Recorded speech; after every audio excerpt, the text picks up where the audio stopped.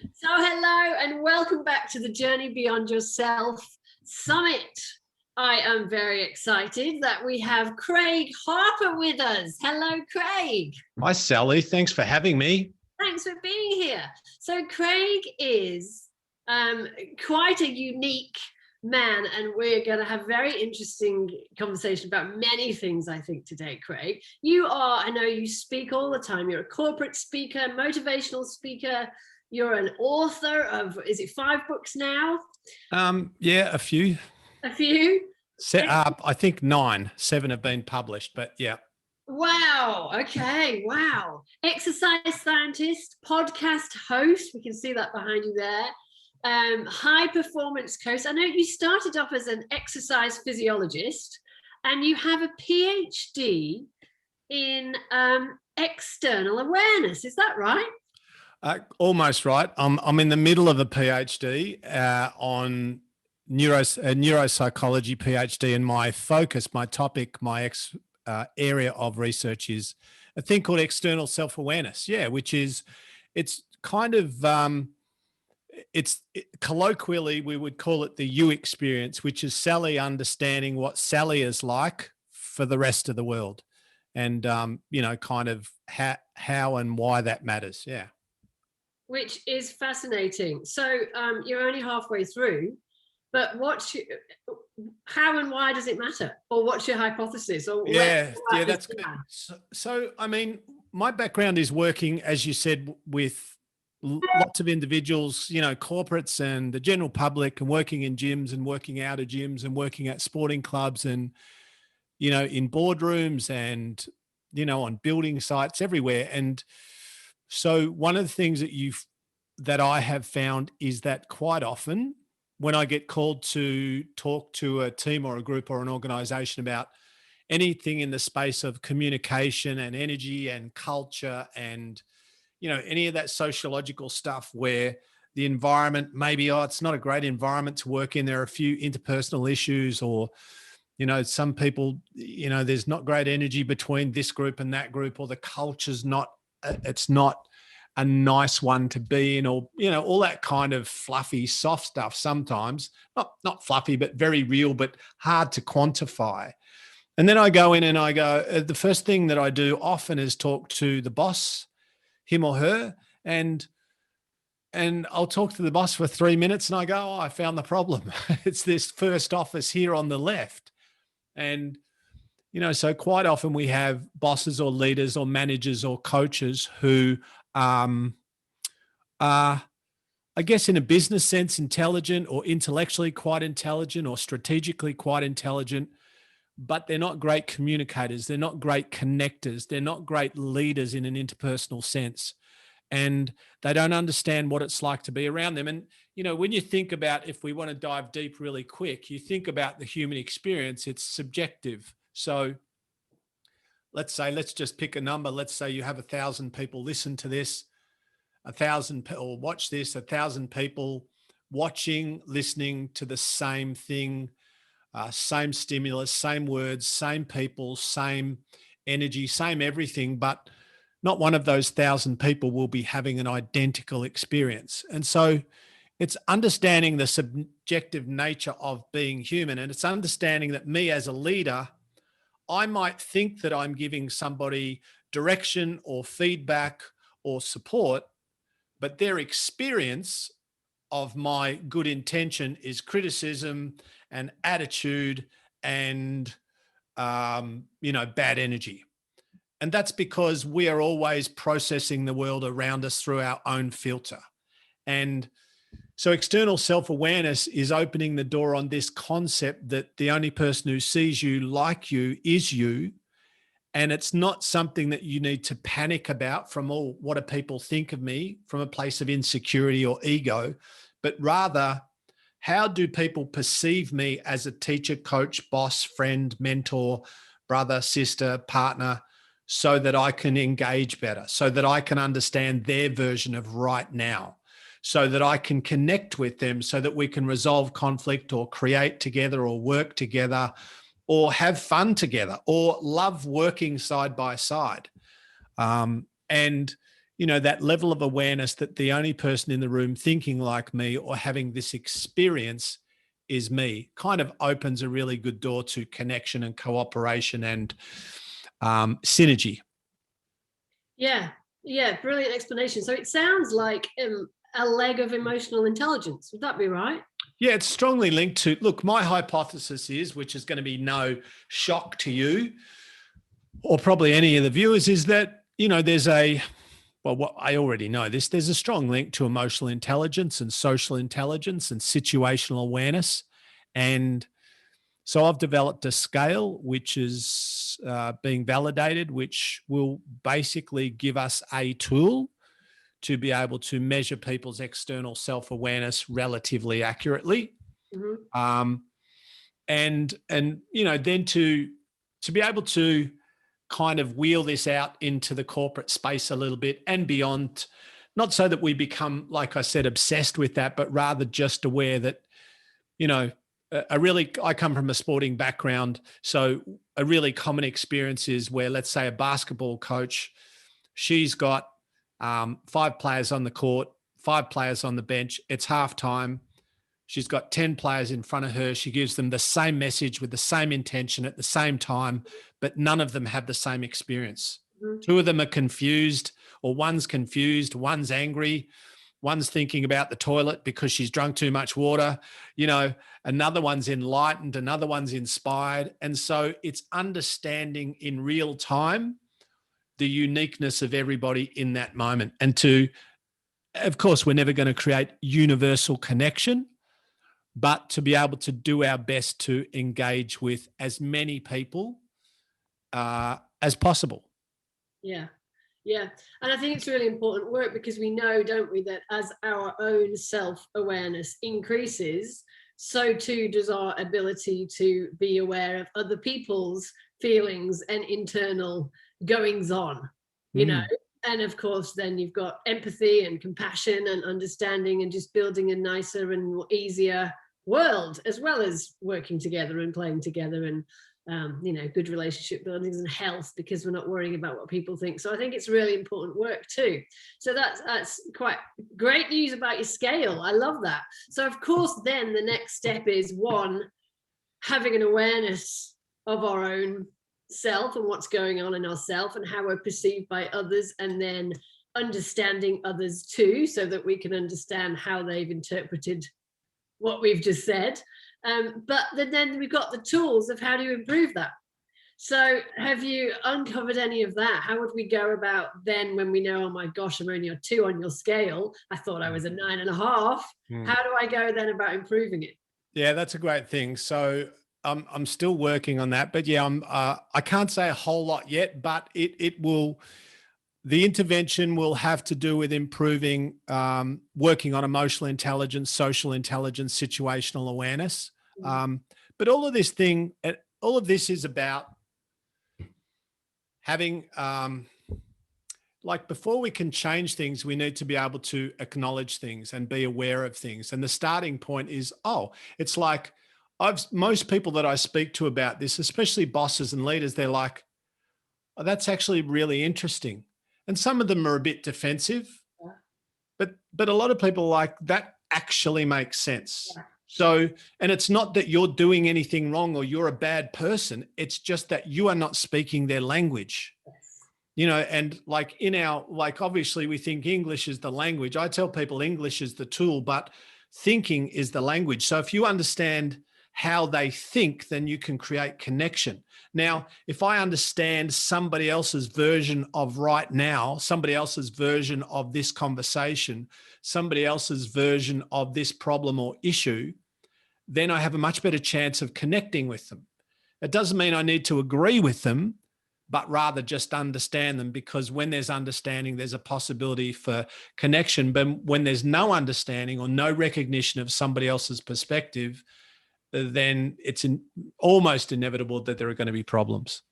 Totally. So it's understanding ourselves and how we come across, and then understanding others. So do you teach this already within workplaces? You go in and assist this emotional intelligence aspect. Yeah, like on a really fundamental level, I just say to people all the time, and I've had to work on me the most, Sally, because I stand in front of audiences, as you do, and sometimes you go, this bloke down the front is just falling down laughing because he loves me, and that bloke over there looks really angry and he's got his arms crossed, and that lady up there is rolling her eyes because she thinks I'm an idiot, and these four blokes are chatting to each other because they're bored, and so we have to be humble enough and self-aware enough and authentic enough to go, all right, whatever I'm doing with this person or this group is not working. Yeah. And it's not that I'm bad. It's not that I can't speak. It's not that I'm not articulate or whatever, but rather this protocol, this approach isn't working. And so one of the really fundamental things I ask bosses, leaders, coaches, and everyone really is, what do you think it's like to be around you? Mm. And most people go, what do you mean? Straight away defensive. I go, I literally mean that. Yeah. I literally mean, what do you think for the 5 people in your office that it is like to work with you, be around you, and interact with you? By the way, I'm not suggesting anything good or bad, or I'm literally just asking a question. Because straight away we're defensive, and I know that I can say one thing to a person and they get perhaps a bit inspired or motivated or excited. I can say the same thing to somebody else with the same intention and they get offended or they get intimidated. Yeah. And one of the things I've had to deal with, one of my negative, of which there are many, but one of the things that I've had to modify and accept and become more aware of and more situationally aware of in the moment is, Craig, that sometimes you're intimidating, and I don't feel at all intimidating. But some people go, no, you're a bit scary. I'm like, how am I scary? I'm passionate. I love this shit. I want to help you. They're like, yeah, but you're a little bit terrifying. And so I can tell myself they're just soft or they need to get over it, but that's just my ego and that doesn't help. So then I'd say, thank you for the feedback. What do I do that you find intimidating? Yes. And so thank you. And then, because for some people, passion is analogous to intimidation or annoyance.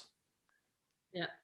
Yeah. So a lot of the work you do, it sounds like there's feedback. So you're accumulating data from other people and then you gather it up and you look at it in an objective way and then take that and see how you can go from there.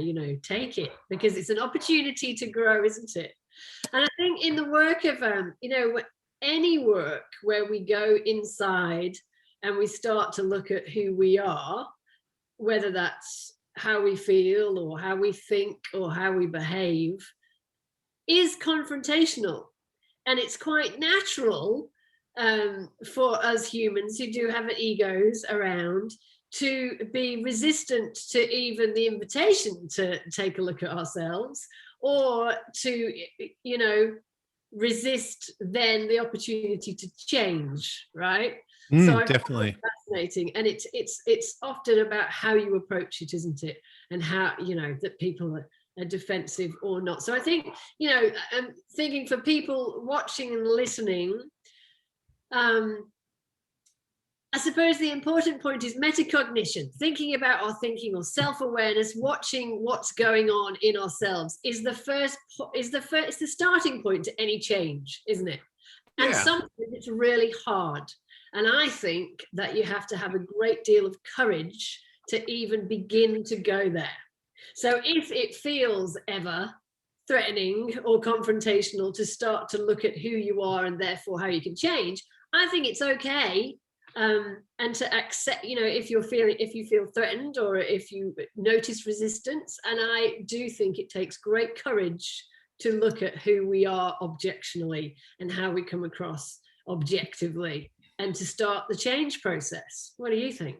Yeah, I 100% agree with you. You're right. It takes courage. It takes a bit of humility. And, here's the thing. If Craig Harper waited until he had all his shit together before he helped anyone, he'd never help anyone. Mm. So have I got issues? Yes. Do I have ego that gets me in trouble sometimes? Yes. Am I trying? Yes. Am I better than I was? Yes. Do I overthink some things? Yes. Do I need attention sometimes? Yes. I'm an only child. Yes. Please love me. Please like me. You know, this is all normal human stuff. And as soon as, you know, the thing that became very liberating for me was maybe about, like, I'm 57. I reckon about 10 years ago, I just went, it's not that I had a persona, but, you know, when you present, you have a certain way of presenting, and here we are, and let's get motivated and inspired, and let's give 5 steps for this and that. And it's kind of bullshit, you know? And so when you just talk about, all right, I don't know about you guys, but I'm an overthinker. Anyone? All the hands go up. Okay, yeah. We're all overthinkers. Cleared that up. Does anyone else feel like an imposter? All the hands go up. Yeah, me too. All right, let's talk about that. What about, and then all of a sudden people go, okay, you're like me. Yeah. Now, we're not looking to be perfect. We're looking maybe to be better. Yeah. And better means different things for different people. It might be more calm, might be more effective. It might be more productive. It might be making more money. It might be being a better leader. It might be me managing my genetics better. I'm making better decisions. I'm eating better food. I'm sleeping better. I'm hydrating better.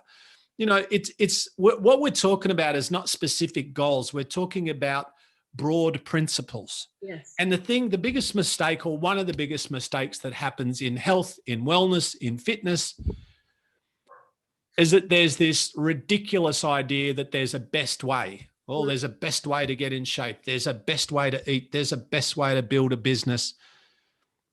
You know what? There is no generic best way. There are a million best ways. And the best way for Sally won't be the best way for Craig, won't be the best way for Brian. You and I can eat the same and move the same and sleep the same. We're not going to look or feel or function the same because we're not the same person. We don't have the same physiology. You know, you might follow my protocol for study and research. It doesn't work because you're not me. You don't have my brain. Yes. You have a better one. You know, so this idea that, and this is what I encourage people passionately to listen to people like you, listen to all the experts that you get on, but then think for yourself. Pay attention to what your life and your body and your results and your relationships are telling you, because we are constantly being fed data about our behavior, what's working, what's not working. And in the middle of all that data, when we can find time to be still, you know, the answers are there. The answers are in the results. Yes. Yes. So, yeah, I love that you've gone there. And I wondered, I was going to ask you earlier, but this is a nice segue, what the big leap was, because you started as an exercise physiologist, and I think you had the first personal training gym in Australia. Is that accurate? Yep. Yeah. So I was a fat kid. I was morbidly obese when I was 14. My name at school was Jumbo. So nobody called me Craig, including the teachers, coaches, parents mostly called me Jumbo. So I was, what am I now? I'm about 83 kilos now. I was 93 kilos. I was 10 kilos heavier, and I was probably about, 6 inches shorter. And so for me, that was the catalyst. And I had a moment in time. I think a lot of people have almost a cathartic moment where something happens in their life and they have an experience, and that experience becomes a platform. So for me, that experience was the year 8 swimming sports, being completely humiliated, standing in my brown board shorts on top of lane 8 swimming block in front of what seemed like a million eyes. And it was no one's fault except mine. I created it. I ate my way there. And that moment in time for me became a real genesis for me to do different, think different, behave differently, and create different outcomes in my world. But yeah, so I started working in gyms when I was 18. I was fascinated with training and bodies and food and all things physical. And I was, by the time I was 21 or 2, I didn't go to university till a bit later. I was running gyms when I was 21, 22. and I opened my own gym at 26, which was the first personal training facility in Australia in 1990. Went on and opened a few more. I had 4, and I employed over 500 trainers over 25 years. But what you learn, like, here's an interesting thing that people don't think about maybe too much, is that, you know, when we, like most people who come to a gym come for essentially the same reason. So they're all different reasons, but on the macro level, Sally, the reason is I want to change. Mm-hmm. I want to change me or something about me, my habits, my thinking, my behavior, my body, my bum, my legs, my posture, my blood pressure, my body composition, my energy levels. People are there because they want different. Yeah. And so I knew, you know, a fair bit. I wouldn't say I was super knowledgeable, but by the time I was 22 or 3, I knew enough about anatomy and physiology and biomechanics and movement and nutrition and progressive overload and how movements worked and how to teach someone how to squat or deadlift or run or jump or lift, all of that stuff. But I realized that I could give people information and resources and encouragement and support and education, but what I couldn't do was make them change. What I couldn't do was get them to turn up. What I couldn't do was give them discipline or self-control. What I couldn't do was help them manage their mind. I couldn't get out of bed for them. I couldn't be disciplined for them. I couldn't go for a run for them. And so I realized, and this is where my interest in human behavior was born, was realizing that, oh, this is actually not about their body. This is about them. This is not about, like, their body is just the result. Yes. It's actually about the thinking. It's about the person. It's about the individual. It's about the thoughts, the stories, and the subsequent behaviors, and then the outcomes of those behaviors. And yes, there are variables like genetics and all that. But, like, for example, when I was morbidly obese, it wasn't my situation, circumstance, environment, genetics, or parents. It was me, because I made all of these decisions. I ate all of this food and I created this outcome. And we need to tread lightly in this space of obesity because there are many variables. But for me anyway, and for many people I've worked with, you know, being out of shape was, whatever that means. I don't just mean in terms of size or weight. I just mean unfit, unhealthy, you know, dysfunctional on a physiological level. You know, there's a huge cognitive and emotional component. And that whole self-management paradigm of how do I manage me, my mind, my body, my emotions, perhaps my spirituality, or whatever the word that you use is, so that I can perform optimally, whatever that means. Yes, yes, love it. So I'm going to grill you down now, and you've had, you know, all these years of working in this space. Then for our audience, let's get practical. So you now know that when we want to make a change, we can give people the best advice, and there's lots of protocols, and there's many of those tools and strategies and practicalities to trial and pick one that's going to work. But ultimately, and you said it beautifully, you can't show up for them. They have to show up. So what are your top tips for the people who, because we've all experienced trying to make a change and not being successful, and trying to make a change and being successful. In your experience, what's the difference? See, that's why they pay you the big bucks, Sally, because that's a good question. All right. So I'll give you a few things. So, okay, I could give you 10 answers to this. So let me just start. So there's a dichotomy, and the dichotomy is that when we get fit, strong, when we're in the gym and we want to build strength or muscular endurance or power or speed or aerobic fitness or flexibility or range of movements, we want to create these physical changes. One of the requirements is discomfort. Mm-hmm. Mm-hmm. We have to work, literally, it's called progressive resistance overload. And we have to work against resistance, which is, in other words, hard stuff, in order to create a physiological or an adaptive response, so that, okay, now I'm lifting this weight. It's heavy. I keep lifting over time. It's not heavy. It's the same weight, but I'm stronger. So relatively it's lighter. and so on. So what I need to do to build strength is I need to work against discomfort or progressive overload.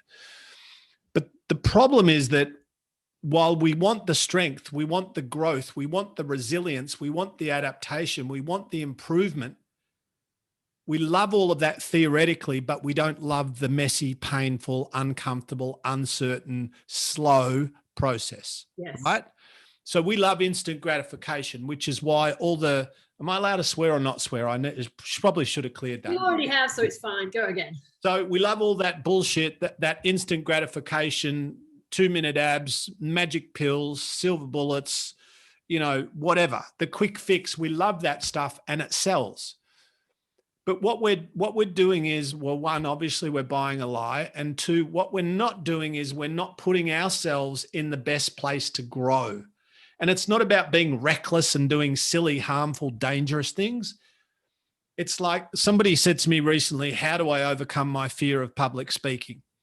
And my answer is by public speaking. Mm-hmm, mm-hmm. I can't get good at the thing that I won't do. Yes. I can't master what I avoid. How does it become less painful? By first stepping into the pain. Yes. Then I build strength. Then I build resilience. Then I build understanding. Then I build awareness. So the first thing I say to people is, if you're not prepared to get uncomfortable, then get another goal, because it's uncomfortable. Yes. There's not negative. This is real. This is life. So life is messy. Getting in shape is hard. Changing a habit. I spent 3 years working with addicts and alcoholics, and I mean people at the far end of the spectrum. Overcoming addiction is hard. Yes. Getting in shape and staying in shape, hard. Building a successful business, hard. Doing a PhD, hard. Yeah. Writing a best, hard. There's lots of stuff that's just hard. But by the way, it's okay that it's hard. Because one, we create the outcome, and two, we change who we are in the middle of the process. Yeah. Number two is we give ourselves a cognitive and emotional get out of jail card. We always rationalize stopping. We go, oh yeah, but look, I started, but the thing happened, whatever the thing is, I hurt my ankle, COVID came, blah, blah, blah. Yeah. And of course, COVID is, I'm not discounting the significance of it at all. But it's like when people say to me, that, well, I put on 5 kilos or 10 kilos. I get it. There's no judgment. And they're like, I couldn't exercise because the gyms were closed. I'm like, well, okay, you couldn't get to the gym, but you could exercise. Yeah. And so what we do is, again, no judgment, just like what I like to do is unpack people's stories. Yes. So the story is you couldn't exercise. Can I be a pain in the ass and can I say you could have exercised without a gym? I know because I did it for 1 year. Yes. And I go to the gym every day and I couldn't. And I'm 57 with a bunch of injuries and I trained every day. And I'm not going anti-great. What I'm doing is I'm challenging your story, because when you tell yourself a story that's bullshit and you believe it, now that becomes your reason. Yes. And then you wake up and it's 3 years down the track and now you're still not in the place that you wanted to be in. And ultimately, of course, bad things happen to good people. And of course, the external world, physical, three-dimensional world that we inhabit is messy and hard and things do get in the way. But also, a big part of the challenge for us is to be able to do what we know. Like you're talking, did you tell me before we went live that you're talking to 21 people? Yep. So everyone who views this, everyone who gets involved is going to hopefully hear 21 conversations with who knows how much great information, ideas, insights, strategies, light bulb moments. And all of that is awesome, but all of it's theory. Yeah. All of it. And so if everyone who watches all 21 or even just this one or whatever goes, wow, that's true. That's me. That's, that it's all of this is good, but none of it is action. Yes. And so I always say to people, I can teach you, coach you, love you, support you, inspire you, make you laugh, make you mad, whatever. But what I care is what you do with what you know. Yes. Because what you do dictates your outcomes. Yes. You're not going to accidentally end up awesome. Yes. You're not going to listen to Craig and Sally and be better. You're going to go and do the work or not do the work. Or you're going to go, oh yeah, it's not time. And then it's not, yeah, you're going to start to rationalize, most people who listen to this will have one or two light bulbs, I'm sure, because we're just talking about human stuff. Yes. And, I'm a pracademic. I've worked at the coalface of human behavior with people. I'm not, even though I'm doing an academic thing, I'm not really academic. I get it. It's all good. I like it. But what I really care about is human behavior. And what I really care about is what we do with what we've got. Yeah. Yeah. It's so true. And I love that you can draw the analogy from your exercise background, because that's one that everybody can identify with. I'm not going to get stronger unless I go and do something, take action. I'm intrigued, Craig, and you said you had 10 for us, and we got 2 brilliant ones. So we won't go back. But I am intrigued because there's this aspect, right, that we both agree that you have to make a decision to take action, which is going to take you through an uncomfortable circumstance, whatever that is. The river of change. It's going to get grim. It's going to be difficult. It's just uncomfortable. So we all want to be comfortable. We want to know what's happening. We're uncomfortable. And that's the point that many people stop. Some people don't even start because the idea of taking the first step is too much. I'm intrigued, you as a person, when you were 14 and you had that moment and you made that decision, you're quite matter of fact about that happened and it was rock bottom, and from then on I was going to change. But from my point of view, there's 2 things that could have happened. One is you could have fallen into a dim hole of horror and, eaten yourself very sick, or fallen into a depression, or isolated yourself and not seen anybody. Do you know what I mean? It could have gone 2 ways. You decided to go upwards, but I know that you will in your time have seen both types of people, because I certainly have. What do you think is there's not one difference, right? But are there some contributing factors? And even if you know what happened for you, that's going to be useful. Like, why was it just your brain just didn't consider the other? Or was it, do you know yeah. Yeah. That's good. That's good. So I was humiliated and embarrassed, but I'd also been humiliated and embarrassed 500 times before that. But I think that's a really good question. And, the tough thing, so if you're a foodie, right? I'm a foodie. I love food. I've never been drunk. I don't drink alcohol. I've never had recreational drugs. I've never been high. But I literally am like an addict around food. So for me, even though, yes, I'm educated, I know all this stuff, but just because you're educated or you have insider awareness doesn't mean that you're not a human and that you don't struggle with stuff. Yeah. So my challenge was always food.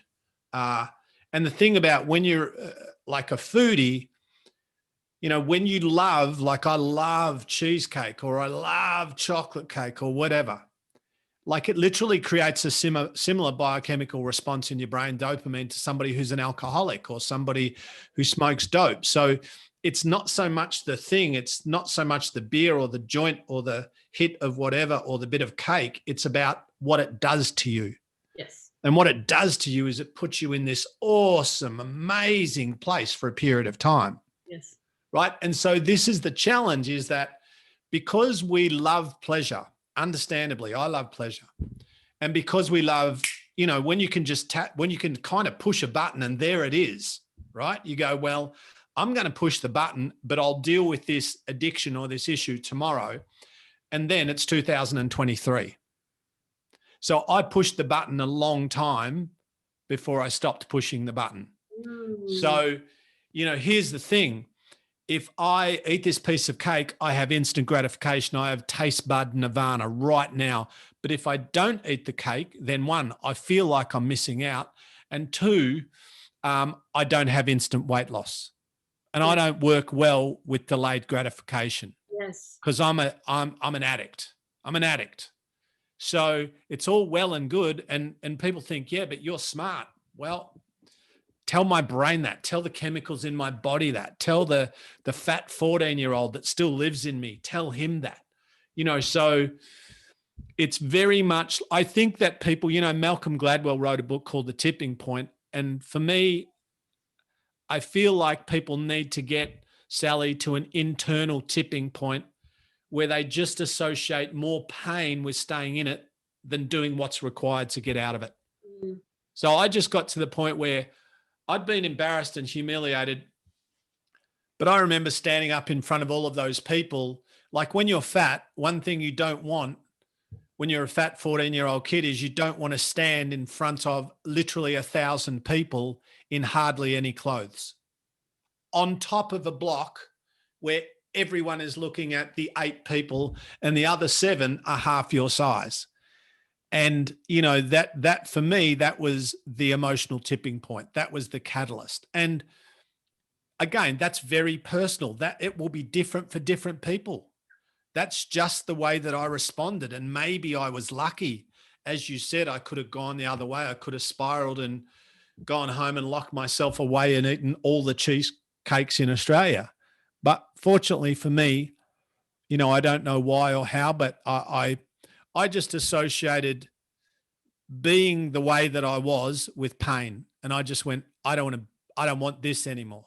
Yeah. I don't want this. And the only way that I knew was, obviously I had no understanding of it, food or exercise, is I need to move my body more and I need to eat less. So I literally halved my food. I didn't know what good and bad food was, but whatever I normally ate, I ate half. Wow. So if I had a ham and cheese sandwich times 2 for lunch, I'd have 1. Yeah. If I had 6 Weet-Bix for breakfast, I'd have 3. So I wasn't eating great food. I was just eating half of it. Yeah. And I started walking and running. And I literally, when I started, I could not run 200 meters because I was huge. And I lost about 33 kilos in about 15 weeks. And wow. I went from I can't run 200 meters to running 10 kilometers every day in about 3 months. Wow. So that is pretty quick results, because I was going to ask you, do you remember the pain do you remember going through that uncomfortable stage in those early beginnings? 100%. And also, by the way, don't lose that much weight that quick, anyone. It's not a great amount of weight to lose so quickly. It's not a healthy way to do it. Yeah, I do. But I also here's the thing though, because I was so motivated to do it because of my experience. Yeah. I kind of just grinded through the first week, and I don't know, I really can't remember, but I feel like maybe I lost 4 kilos in the first week, and I probably by the end of the first week could, run a kilometer, which was a massive, and I'm like, I got a bit excited, and then people noticed, then you get some positive affirmations, some encouragement, some support, and so on. And then all of a sudden it becomes this, it's almost like it carries you. Yeah. And so, and I love encouraging people because, like, I'm not brilliant. I'm not academically brilliant. 2, I don't have great genetics at all. 3, I'm not super gifted at anything. I wasn't a great athlete. I wasn't a great artist. I wasn't a great singer. I wasn't nothing. But what I know is that we all have the ability to use more of what we've got. Yeah. And to tap into, what I do have is accessible. Like I can't change my genetics, but I can change how I optimize my genetics. I can't change I can't change what I've been given in terms of IQ or debatable, but my natural intelligence or my athletic ability, but what I can do is I can learn how to develop my brain and my body and my skills and my ability, so that I'm now getting more out of me. I can use my 24 hours. I can't have more than 24 hours, but I can use them differently. I can't wake up tomorrow and be 27 instead of 57, but I can wake up tomorrow with an unbelievably different mindset and say, I'm changing my operating system. Yeah. Not because it's fun, quick, easy, painless, or convenient. It's just what I'm doing. And if it bothers other people, I do not care. And I'm sick of starting and stopping. I'm sick of going through peaks and troughs of motivation. I'm sick of excuses, and I'm sick of waiting for the right time. I'm 57. This is ridiculous. and I'm wasting my talent, my time, and my life. And I feel sometimes with some people, that's where they need to get to. Yeah. Yeah. You said a lot there. It was brilliant. Thank you. I just have to dive in and say, you know, the latest science of Bruce Lipton and epigenetics is even showing us that we can even change our genetic expression. So yeah. A lot of it is about ultimately taking control of ourselves, isn't it? And not being at the mercy,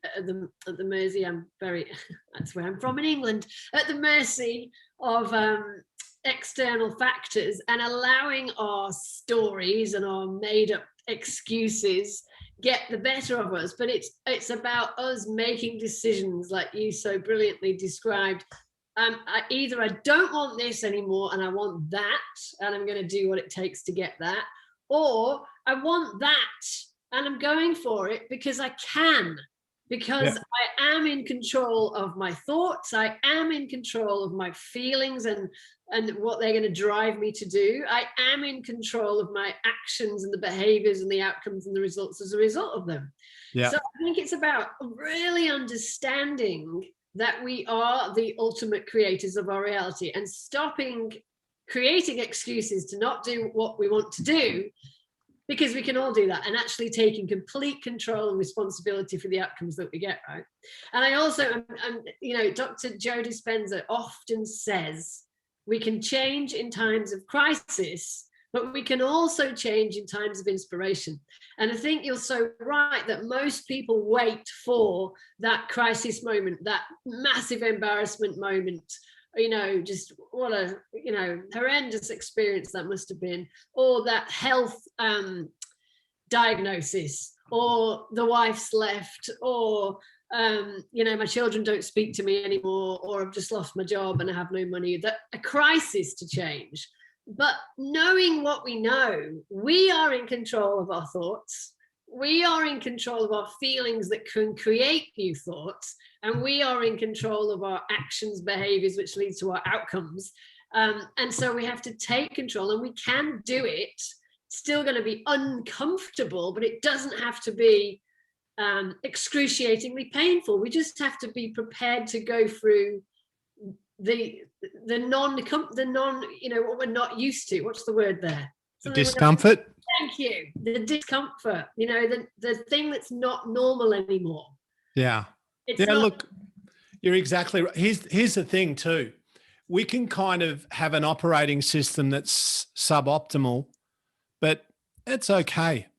And we live in this kind of Groundhog Day, this behavioral Groundhog Day. And look, life's not amazing. My job's a 5 out of 10, but it could be worse. You know, my health's a 5 out of 10, but I love doing this and that. And if everything's a 5 and you're genuinely happy, then ignore this, right? But you know, when we go, look, really, really, you know, do I want to be a bit? And it's not about being weird or obsessed or vain or egotistical. You know, even with the body, obviously that's my background. But I say to people, trust me. You know, this is not about what you look like or what people think of you or your Instagram profile. This is about, hey, you've only got one body. You can't get another one. Let's not wait for the heart attack, the stroke, the diabetes. Let's not be weird and obsessed, but, you know, is health one of your values? Yes or no? Oh, well, yes, it is. Cool. So why are you doing all of these things which are killing your health? Yeah. Now, and this is where we, you know, if I'm going to piss off anyone, it's probably here, but, you know, I'm coming from a good place back to our conversation about subjective reality, but I love people and I want people to be healthy and I want people to be strong and resilient and aware, but we need to be conscious of what we are doing to our body, and we are largely unconscious around food. Yeah. We eat food that we don't need all the time, while simultaneously saying, I need to get in shape.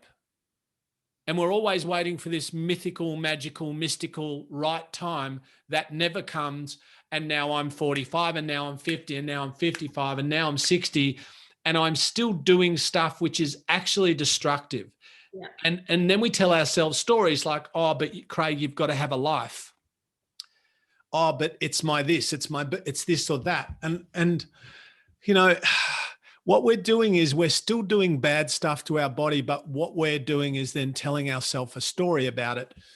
And it's funny, so many people have said to me over the years, but you got to have a life. And so I say, so if I don't eat junk or drink alcohol or whatever, then are you saying that I don't have as good a life as you? Oh, no. I go, well, what are you saying? Like, I actually genuinely want to know, what do you mean? Because we tell ourselves stories to rationalize destructive behavior. And it's not about being a weirdo or being over the top or being excessive. It's about saying, do you want to look, feel, function optimally? Forget even the look. Do you want to feel great? Do you want to work well? Do you want health? Do you want less back pain, lower blood pressure? Do you want lower resting heart rate? Do you want more energy? Do you want your brain to work well? Because when your body works better, your brain works better, because nothing operates in isolation. And so when you understand that the cognitive, the emotional, and the physiological are all connected, they don't operate separately, then you go, oh, all of a sudden you go like, and again, there's no ego in this, but my brain at 57 is better than at 27. Yeah. My communication, my work ethic, my energy through the day, my ability to study and remember and research and to keep learning and to stay in shape physically and maybe even get better. It's all still possible at 57, not because I'm special, but because I do what works. Yes. And that's the thing. We can talk for 4 years, or we can stop talking and step into the process. Yeah. Getting your behaviors to match your intentions, and that's something you've mastered. I'd say you are a master at getting your behaviors to match your intentions, and you do so effortless, probably, that sometimes it's hard to break down how you do it, but you've trained yourself to do it because your values matter, and you know that you get the results through behaviors. And the thing is, you're right, and the thing is that, and this is going to sound almost counterintuitive, but one of the things that I get introduced as when I'm speaking is a motivational speaker, which I'm actually not, but I understand the label, and I don't hate the label because it gets me speaking gigs. But when we talk about motivation, people go, what role does motivation play?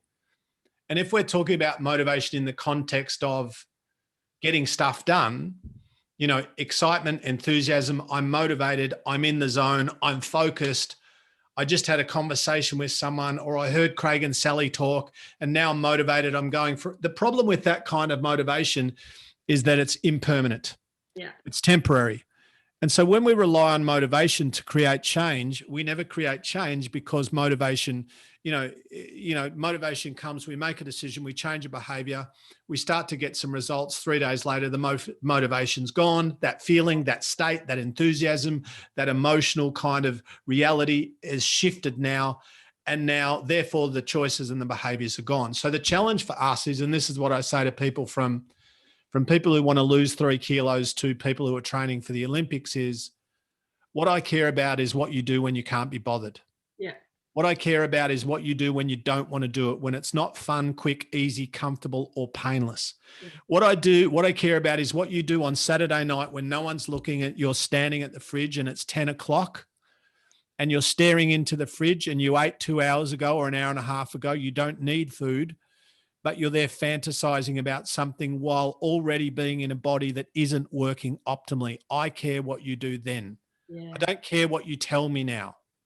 I care what your behavior is, because your behavior will produce your reality on a physiological level. Yeah. Yeah, that's so powerful. So powerful. And then we're getting into habits. So we'll have to start there for a whole other hour at another time, because I know that you've got to go because you're a busy man, but it's about habits, isn't it? And making the behaviors habitual and unconscious and a part of the program that runs us without us having to put the motivation, the thinking, and the energy and the effort in. And how we get to making things that are uncomfortable and new an automatic habit is a process that we can all master too, that we'll have to talk about in part 2, Craig. We definitely will. But, I'll just say this about habits. You're right. And Like when people say to me, how do you stay, because I train every day of my life. Not a lot, not, sometimes it's 30 minutes, but you think there's 48 half-hour installments in every day. So it's not like an obsession. 30 minutes, 60 minutes. And people go, how do you stay motivated? And I go, I don't.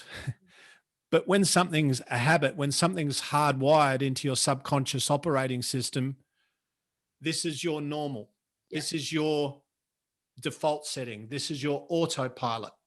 So when we identify the behaviors that serve us, or when we identify the behaviors that reflect our core values or purpose or path or goals or intentions, when we identify those and over time we can hardwire those into our subconscious, now the need to get motivated or inspired disappears.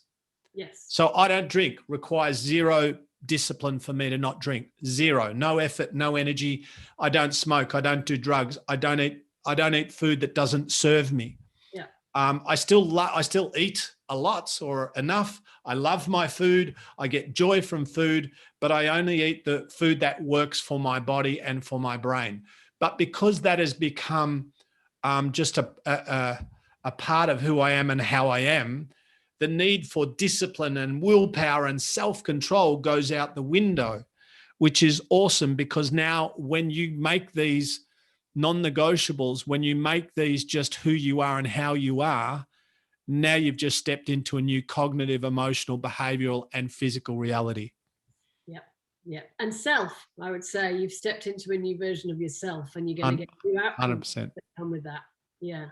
So that is an awesome way to leave our chat. Thank you so much, Craig. It's been a pleasure. I know there's so much wisdom that you've picked up and studied and learned and experienced in your years. And, we can only always get the tip of the iceberg with you. So thank you so much for your time. I wish you the best of luck finishing off your PhD, and let's talk when you finished it. I want to know what the outcome is. Oh, me too. Thanks for your time, and thank you, everybody. All the best. All the best, Craig. Take care.